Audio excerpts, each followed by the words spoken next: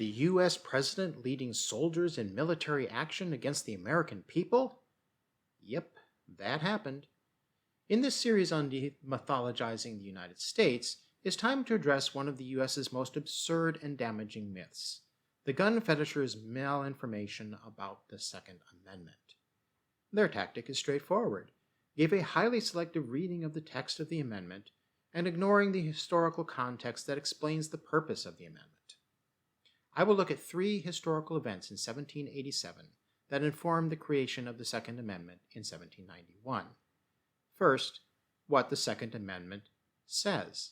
That's simple. The Second Amendment says this: a well-regulated militia, being necessary to the security of a free state, the right of the people to keep and bear arms shall not be infringed.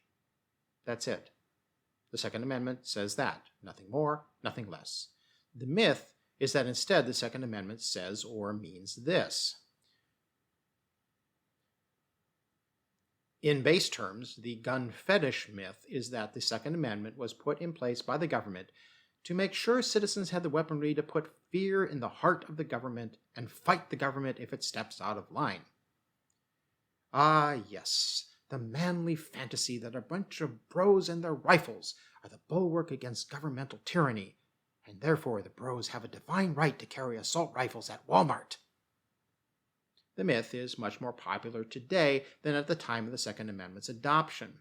Indeed, other than a Thomas Jefferson quote pulled out of context, one can't find any founding father talking about how U.S. citizens should be ready to take up arms against the U.S. government.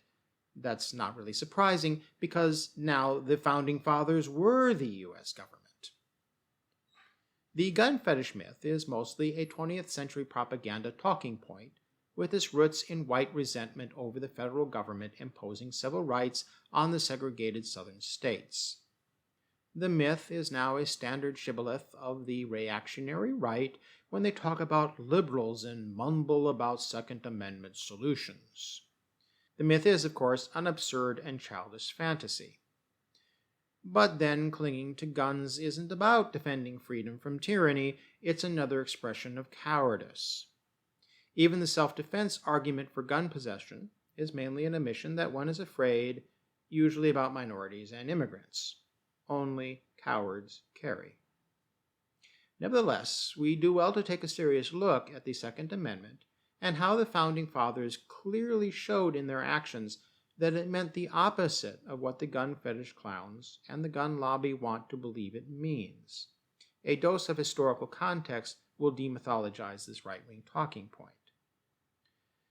The Second Amendment was not created in a vacuum. Like all historical events, it occurred in a social context and was a response to the U.S.'s current political situation. The new nation had won independence from Great Britain with foreign help, but its security was precarious. Britain still threatened because it was understandably resentful of the loss of its colonies. France showed that its support for the U.S. was more in opposition to Britain than any friendship with the U.S. U.S.-French relations turned frosty fairly quickly, and then in the late 1780s, France fell into domestic turmoil with a series of civil conflicts and revolutions. The U.S. found itself vulnerable with no reliable foreign allies. It was close to bankruptcy, in deep debt from its War of Independence. The U.S. needed a militia to defend against foreign adversaries and from the natives who understandably had grievances about U.S. settlers encroaching on their territory. The Second Amendment was about maintaining a militia to defend the nation, not about a right to defend from tyranny. The Founding Fathers' position on a right to rebel against the U.S. was made clear by their actions. They wanted state militias not only to defend from foreign enemies, but also to suppress domestic insurrection.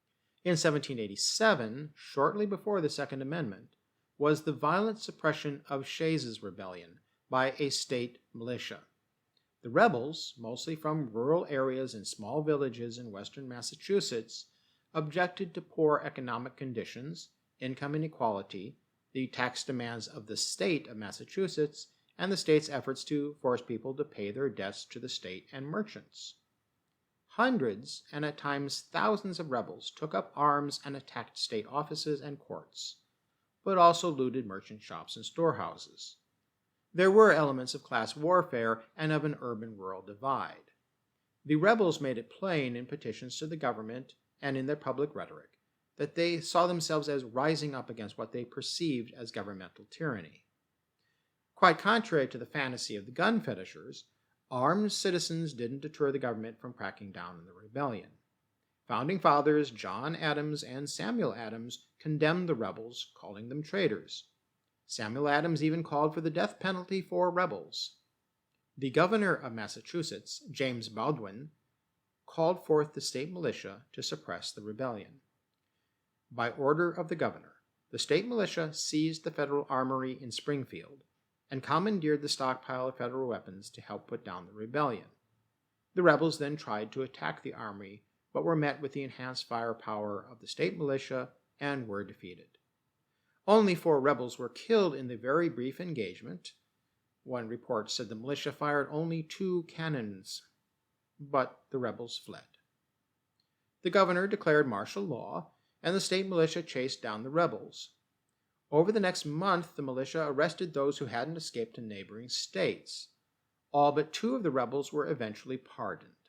No federal soldiers were involved in putting down the rebellion, but the federal government supported the actions of the state of Massachusetts. The suppression of Shays's rebellion sent a clear message to all of the new states and their citizens that the government was ready, willing, and able to handle rebels who wanted to take arms against the government. So what did the Founding Fathers actually say about the militias? Well, the Federalist Papers, written in 1787 and 1788 by Founding Fathers John Jay, Alexander Hamilton, and James Madison, argued for a strong federal government that would unite the states. Their writings were foundational in forming the U.S. Constitution and a guide for considering the intent of the founders. Principal among the concerns of the writers of the papers was the capability of the new nation to defend against foreign invasion. They acknowledged and approved of states having their own militias, but pointed to the need for individual militias to be under federal command. Federalist number 4 features the most clear statement of their rationale. One government can place the militia under one plan of discipline, and by putting their officers in a proper line of subordination to the chief magistrate, will, as it were, consolidate them into one corps, and thereby render them more efficient than if divided into 13 or into 3 or 4 distinct independent companies. What would the militia of Britain be if the English militia obeyed the government of England, if the Scotch militia obeyed the government of Scotland, and if the Welsh militia obeyed the government of Wales? Suppose an invasion. Would those 3 governments, if they agreed at all, be able with all their respective forces to operate against the enemy so effectively as the single government of Great Britain would? If state militias remained unconsolidated, the paper argued, that would invite war. But whatever may be our situation, whether firmly united under one national government or split into a number of confederacies, certain it is that foreign nations will know and view it exactly as it is, and they will act toward us accordingly. If they see that our national government is efficient and well administered, our trade prudently regulated, our militia properly organized and disciplined, our resources and finances discreetly managed, our credit reestablished, our people free, contented, and united, they will be much more disposed to cultivate our friendship than provoke our resentment. Note there the call for our militia properly organized and disciplined. The state militias would be activated by the federal government under the president's command, their actions constrained by the Constitution then being written. The Federalists' idea was that in the name of efficiency of mobilization, the federal level would have a small standing army that would be supplemented by state militias. The principle of efficiency, most clearly described in detail in Federalist number 41 and Federalist numbers 46, was an essential motivation for the Second Amendment. Also in 1787, the U.S. Constitution was completed, a legal document that replaced the previous Articles of Confederation and established a federal form of government while maintaining a level of autonomy for the states. One power not delegated to the states was the issue of the militias, as the Constitution makes very clear. Article 1, Section 8 confers to Congress's specific powers, including to provide for calling forth the militia to execute the laws of the Union, suppress insurrections, and repel invasions, to provide for organizing, arming, and disciplining the militia, and for governing such part of them as may be employed in the service of the United States, reserving to the states respectively the appointment of the officers and the authority of training militia according to the discipline prescribed by Congress. Thus, according to the Constitution, state militias are organized, governed, and called forth by Congress. Note that one stated purpose of the militias is to suppress insurrections, as important as repelling foreign invasions. Article 2, Section 2 gives command of the state militias to the President. The President shall be Commander-in-Chief of the Army and Navy of the United States and of the militia of the several states, then called into the actual service of the United States. Thus, according to the Constitution, each state militia, once called forth by Congress, is commanded by the President as Commander-in-Chief. Then there were the Militia Acts of 1792. In 1792, the U.S. Congress passed acts that adopted into law the detailed specifications for organizing state militias called for by the Federalist Papers. The acts were in accordance with the provision in the Constitution, except to give the President authority to call up state militias without first receiving approval from Congress. The first of these two acts authorized the President to call out state militias in the event of invasion from any foreign nation or Indian tribe, and importantly, in addition, whenever the laws of the United States shall be opposed, or the execution thereof obstructed in any state, by combinations too powerful to be suppressed by the ordinary course of judicial proceedings, or by the powers invested in the marshals by this act. The first act was in accordance with the Constitution, that one purpose of the state militias is to suppress insurrections. The second act sets the details for a well-regulated militia. It specified exactly what weaponry and equipment each and every militia member should have, and how militia units were to be structured.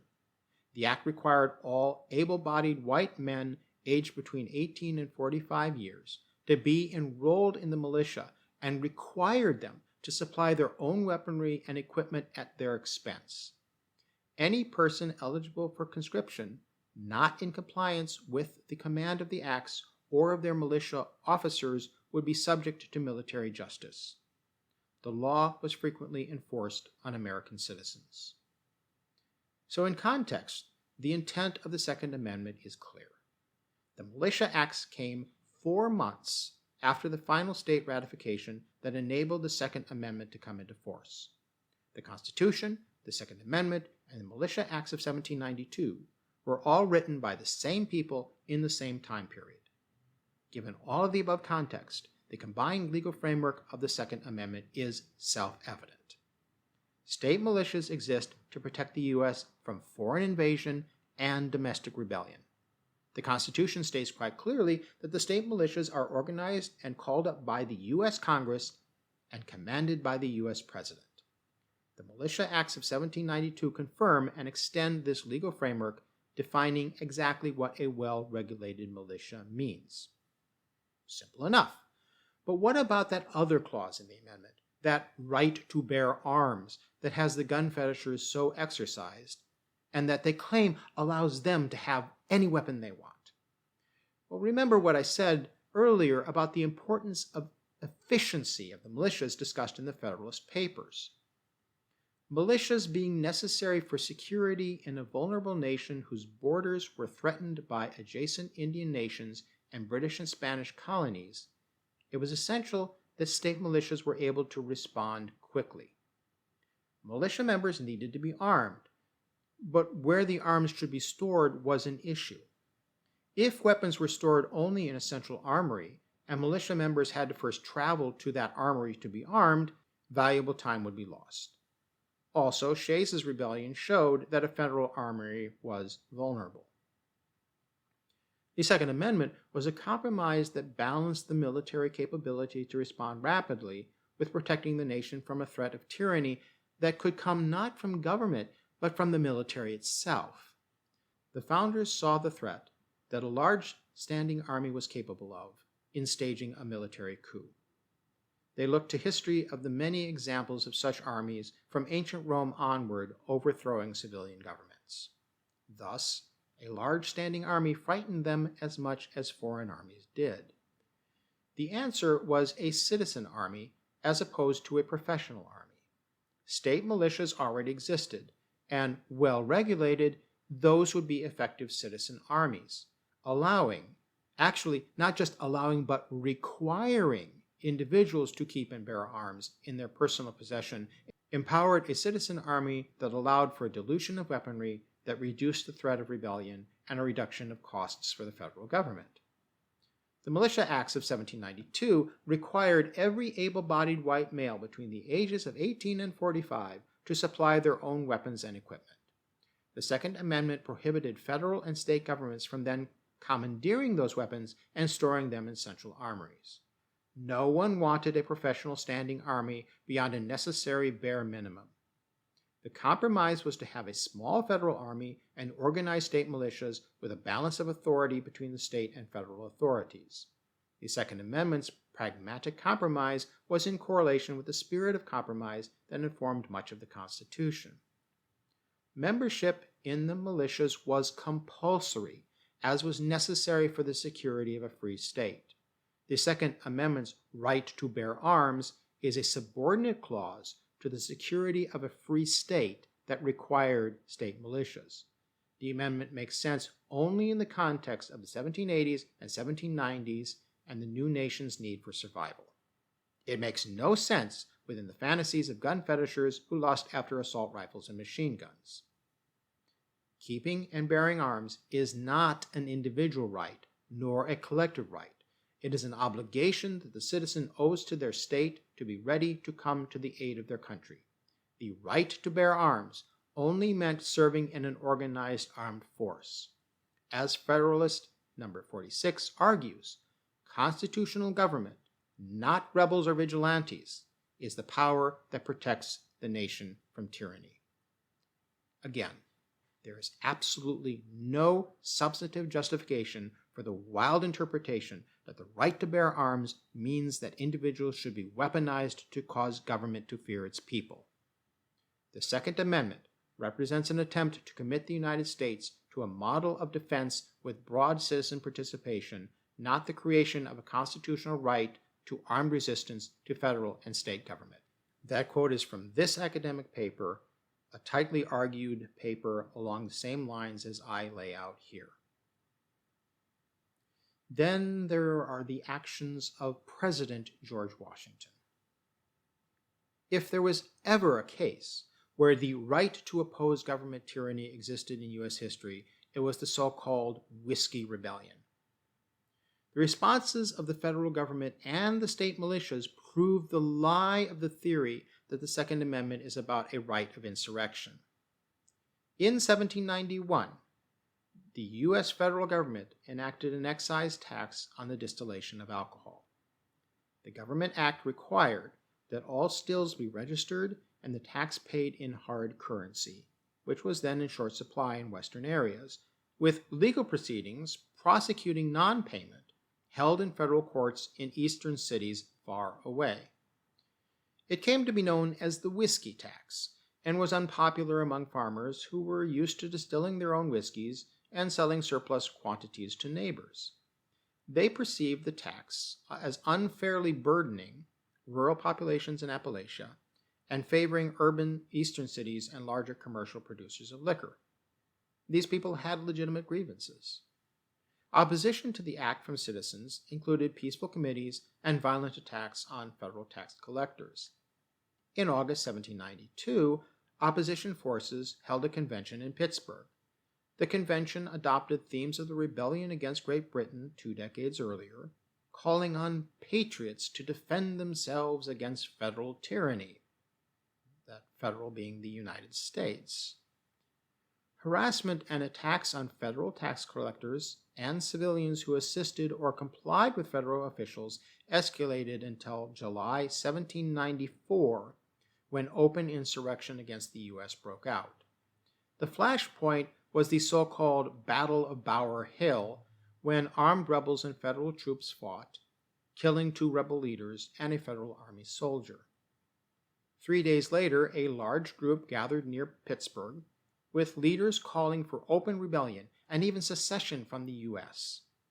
Not all opponents of the whiskey tax wanted armed rebellion, but a successful war of independence against Great Britain was very fresh in the memory, and some likened the current situation to the lead up to the earlier war. Some inhabitants of southwestern Pennsylvania, further inspired by news of the French Revolution, called for mob violence against the wealthy and the declaration of independence from the U.S. President Washington, with the power granted to him by the Militia Acts of 1792, called up the state militias to suppress the threat of armed rebellion. The governors of New Jersey, Maryland, Virginia, and Pennsylvania, complying with the law of the land, contributed troops from their state militias to Washington's army.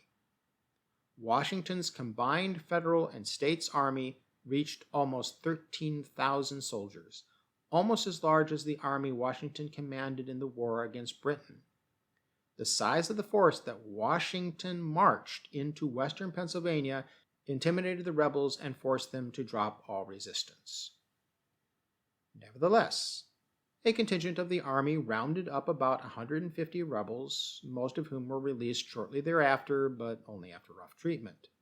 2 rebel leaders were convicted of treason and sentenced to death by hanging, but were later pardoned by President Washington.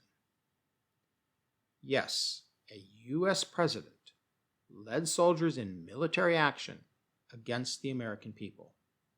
The death toll was small, but the message was clear. The militias existed to maintain law and order and were under the command of the federal government. The government was defining tyranny as the threat posed by the anarchy of armed citizens rising against the government. Tyranny is a subjective judgment. We can be objectively sure, though, that the Founding Fathers did not intend to ever grant an unfettered right of rebellion, as they proved in their words and actions. They and subsequent U.S. governments showed that the gun fetishers are wrong about the Second Amendment, and their gun-toting fantasy is a right-wing myth.